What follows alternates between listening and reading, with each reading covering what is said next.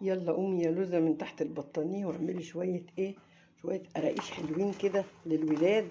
بسم الله ما شاء الله عاملين ازاي. اللهم صل وسلم وبارك عليك يا رسول الله.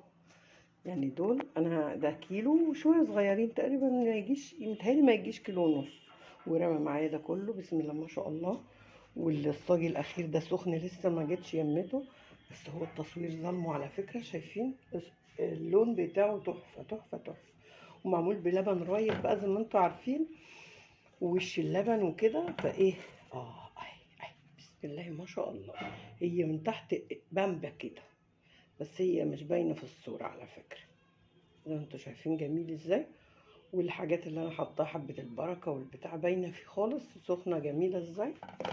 يلا ان شاء الله قومي بقى حلوه من تحت البطانيه واعملي لولادك بدل ما تروحي تشتريه ب50-60 جنيه من الفرن. تمام. ويلا اتفضلوا بقى معانا عشان نشرب كوباية الشاي بلبن مع القراقيش الجميلة في الشتاء. ده كفاية كفاية، ده يدفينا.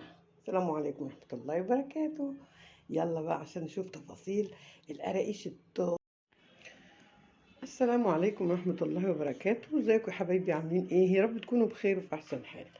انا جيت النهارده اجيب كيلو بقسماط ولا حاجة للشاي كده، قراقيش كده، وبص لقيتها ب50 وب60 جنيه. قلت اعمل ايه يا ربي، انا عندي كيلو ونص دقيق. رحت حطهم في الطبق ده زي ما انتوا شايفين كده. الست بقى معلش الشاطره ما تتخليش الاستغلال، نخلي اي حد بيستغل. اصل الحاجه بتزيد جنيه، الناس ما عندهمش رحمه. اي حد بيبيع وبيشتري بيزود ب10 جنيه. فاحنا مش هنمشي ورا اللي هم بيعملوه، يعني احنا بشطارتنا هنعمل احسن حاجه ان شاء الله. عندي كيلو ونص دقيق اهو، فضيت عليه زي ما انتوا شايفين إيه البيكنج باودر، كيس فانيليا. لا اله الا الله، إيه اللي وقع ده؟ من الفانيليا. لا مش من الفانيليا، ده لازق فيه في الورق. وشويه ملح زي ما انتوا شايفين كده. حطينا الملح ورحت جايبه قبل ما اكلمكم على طول. بسم الله الرحمن الرحيم. هنقلب بقى بايدينا كده معاكم كل الحاجات دي. حطينا شويه ملح والفانيليا والبيكنج باودر. وهنحط كمان ما عنديش انا حاجات من اللي بيحطوها على لازم اتصرف. تمام. وطبعا جبت كيس شويه. عندي لبن اللبن عندي قطع امبارح زي ما انتم شايفين اهو. اللبن بقى عامل ازاي، قطع، فدي مش مشكله. رحت مدفياه شويه وسبته اشتغل بيه. وجبت برضو زي ما انتم شايفين اهو كوبايه ونص تقريبا كده ولا اكتر سمنه على زيت، وسيحتهم. انا عندي سمنه اللي هي الجنه دي حلوه قوي، وشويه زيت ذره على زيت زيتون. تمام. وهنشتغل. ودي خلاص هتشتغل اهي زي ما انتم شايفين. هي ما اشتغلتش ليه؟ استرها يا رب. وبعدين هنشتغل ما عنديش بقى المحلب والحاجات اللي بيحطوها، هتصرف زي ما انتم شايفين كده. تعالوا شوفوا انا هعمل ايه. زي ما انتوا شايفين انا اتصرفت. شايفين الحاجات اللي احنا بنجيبها للبرد. يا ريت يكون واضح ليكم. بصوا حبة البركة على شمر وينسون واخر حلاوة. وهتخلي القرص بتاعتنا اوعى كده مش كلها، تحطيها على ايديكي كده وتفركيها فركة حلوة كده، وتحطي هنا وهنا كمان شوية. بسم الله الرحمن الرحيم. ودايما نسمي ونصلي على الرسول عليه افضل الصلاه والسلام، الحاجه تطلع زي الفل زي ما انتم شايفين. يا ريت تكونوا شايفين ده اهو عشان اللي يقع. حبه البركه وشمر وينسون وكل حاجه، يعني هتبقى زي العسل ان شاء الله. ده بيديها ريق حلو كده. حطينا شويه ملح طبعا، ده لازم عشان ما نحطش كتير، يعني نحط تاني. شويه الزيت على السمنه. هنعمل هنشرب الزيت والسمنه كده بالدقيق، وبعدين بالمعلقه طبعا الاول. باين ولا مش باين؟ تمام تمام كده. كده حلو قوي زي ما انتوا شايفين كده. هنشربهم كده الاول بالمعلقه، بعد كده ندخل بقى في العجين. سمنه الجنه دي حلوه قوي بس غليت برضو كل حاجه، الله المستعان. اللي هي العلبه ال2 كيلو دي بقت ب105 او 110 تقريبا. في ناس برضو بيبيعوها اغلى، وفي عروض بتيجي عليها 98 جنيه. يعني الله المستعان، ربنا يعين الناس اصحاب العيال الكتير. يعني بسم الله ما شاء الله، في ناس كده. يعني اقول لكم ايه، مش عايزه اقول يعني علشان ده ايه، يعني ربنا اللي بيرزق، بس برضو لازم نعقلها زي ما الرسول عليه الصلاة والسلام بيقول، نعقلها ونتوكل.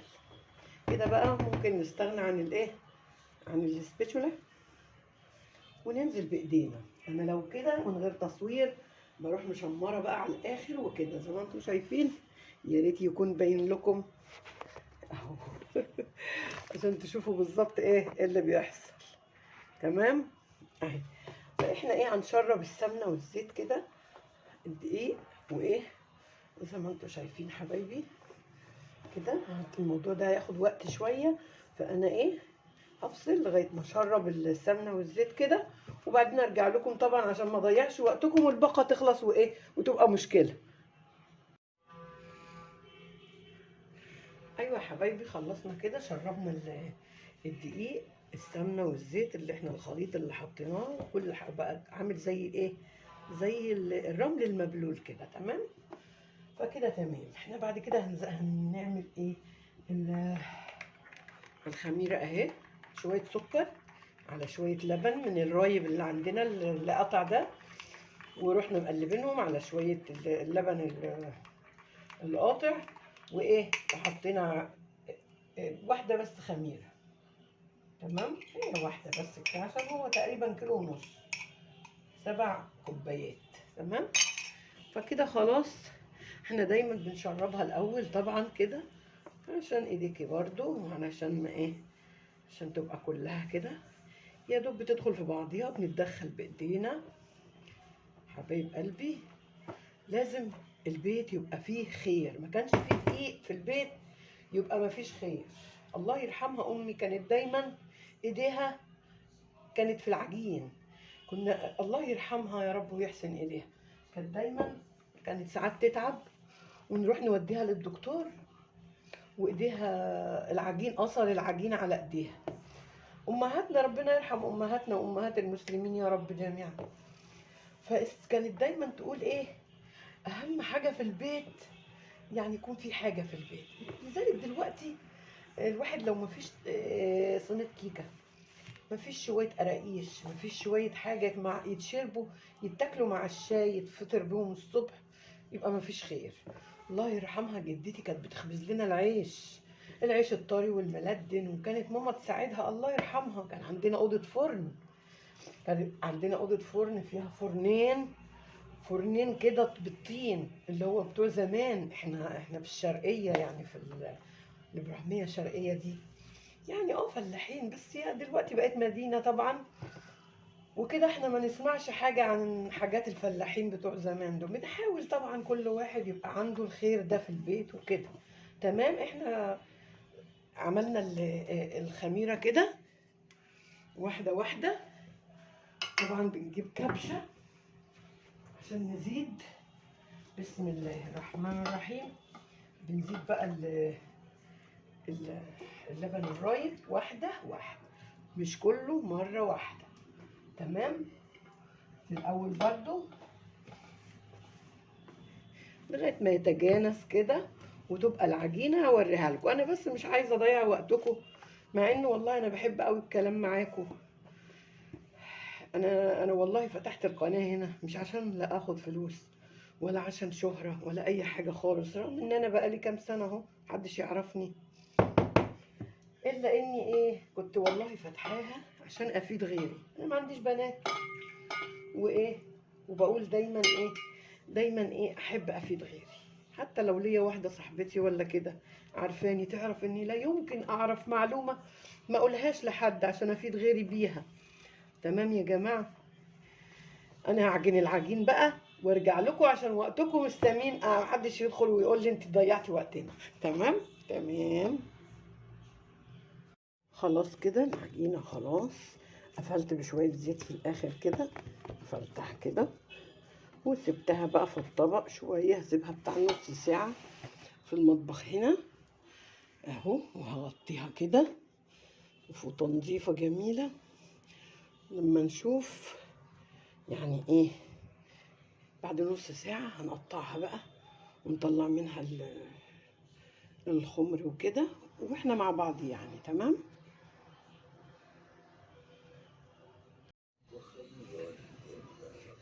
بنشوف العجينة اتضاعف حجمها زي ما انتوا شايفين اهو. بننزلها بقى، نحاول نطلع منها الخمر ده لازم.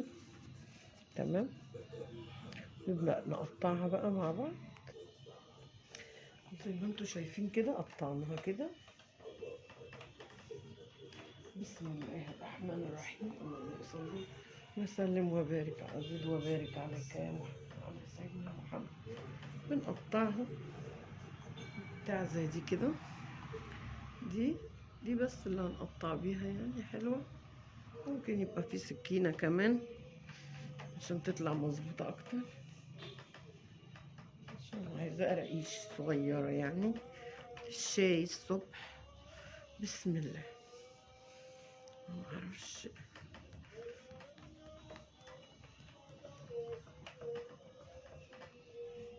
زي ما انتوا شايفين كده. نخليها سمكها نص سنتي تقريبا.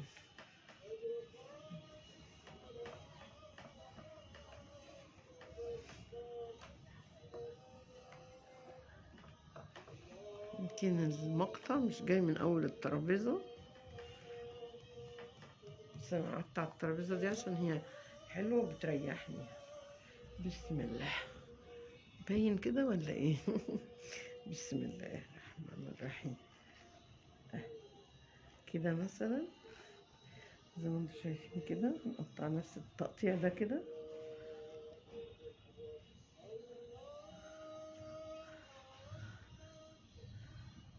اي حاجة بتعمليها هتبقى زي الفل بايديكي. مادام بايديكي هتبقى زي الفل. والله طلعت جميلة اهي. اي نعم، كنا عايزينها اطول شوية بس جميلة. تمام. لا دي عريضة شوية.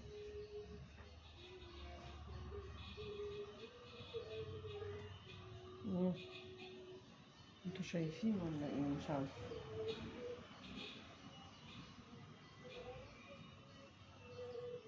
لا اله الا الله. زي ما انتوا شايفين كده. يا ريت تكونوا شايفين بالظبط. هنقطع بقى على كده لغاية الاخر زي شايفين. يعني هيبقى ايه في السريع كده، في السريع ماشي. وزي ما احنا شايفين كده طبعا بسيط. حتة منديل ورق كده ونقطة زيت كده على الصينية. صينية كبيرة قوي عندي اهي. فهرصها كده زي ما انتوا شايفين. هو هيكبر طبعا عن كده عشان هيخمر، فمش هنزنقه في بعضيه يعني. زي ما انتوا شايفين. يا ريت تكونوا شايفين كده اهو. بسم الله. تمام. كل مادة هتظبط الصاج اللي بعديه اكتر منه. تمام. خليه يعتبر ايه كويس يعني الى حد ما. اتقلبت. انا هوريكم اول واحد بس واكمل انا بقى عشان ايه، عشان انتوا ما تتاخروش بقى معايا. تمام.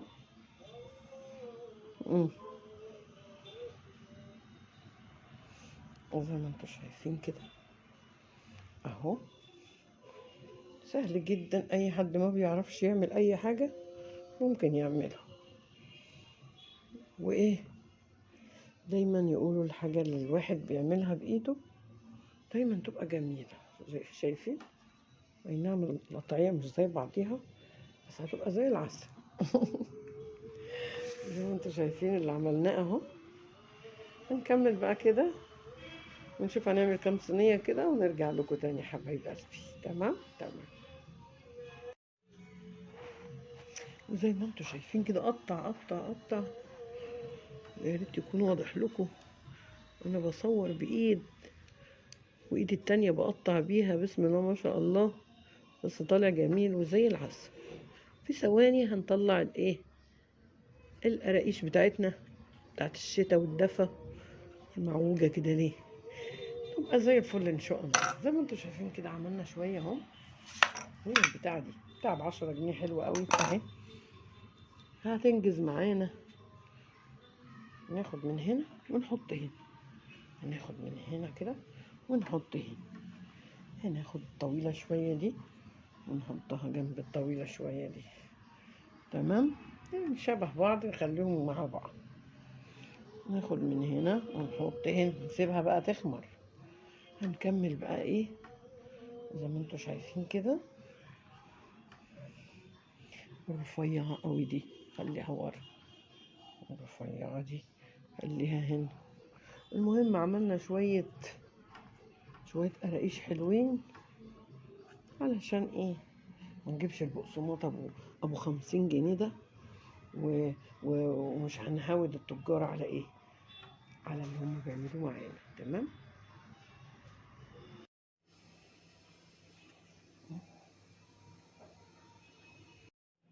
وبكده بقى سوينا زي ما انتوا شايفين التسوية جميلة ازاي، شايفين من تحت جميل ومن فوق جميل ازاي، شايفين الحلاوة وطري حلو. شوفوا من ورا جميل ازاي.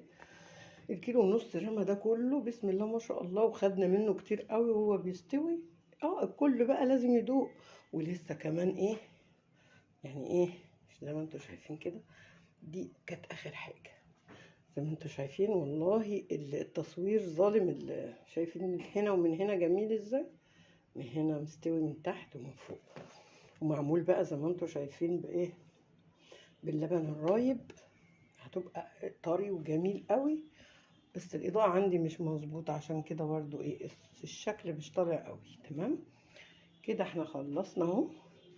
وهنشرب الشاي بلبن زي ما انتوا شايفين، وتفضلوا معانا. وكل مرة وانتوا طيبين بقى. ويا ريت اللي يوصل معايا للاخر يعمل لي اشتراك، فعل الجرس عشان يصل مني كل جديد. معاكم ام هشام وصفات سوبر ماما. والسلام عليكم ورحمة الله وبركاته.